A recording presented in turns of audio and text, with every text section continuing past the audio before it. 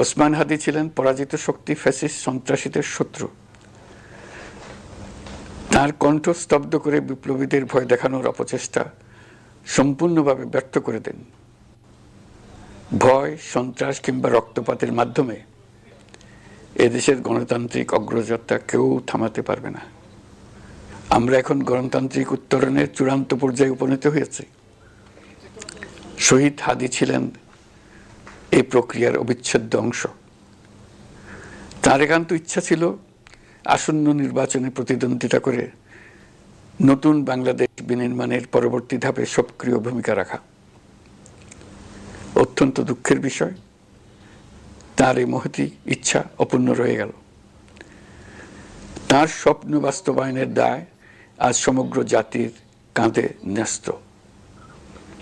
আগামী দিনগুলোতে আমাদের সবাইকে ধৈর্য, সংযম, সাহস ও দূরদর্শিতার সঙ্গে এগিয়ে যেতে হবে, যাতে নির্বাচন ও গণতন্ত্রের শত্রু ফ্যাসিস্ট সন্ত্রাসী অপশক্তিকে চূড়ান্তভাবে পরাজিত করা যায়। এই শোকের মুহূর্তে আসুন আমরা শহীদ শরীফ ওসমান হাদির আদর্শ ও ত্যাগকে শক্তিতে পরিণত করি,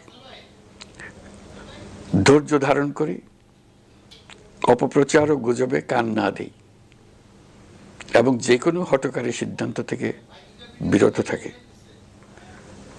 যারা দেশকে অস্থিতিশীল করতে চান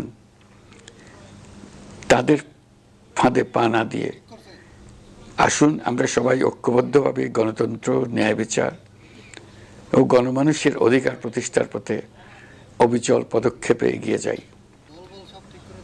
এটাই হবে শহীদ হাদির প্রতি আমাদের প্রকৃত শ্রদ্ধা।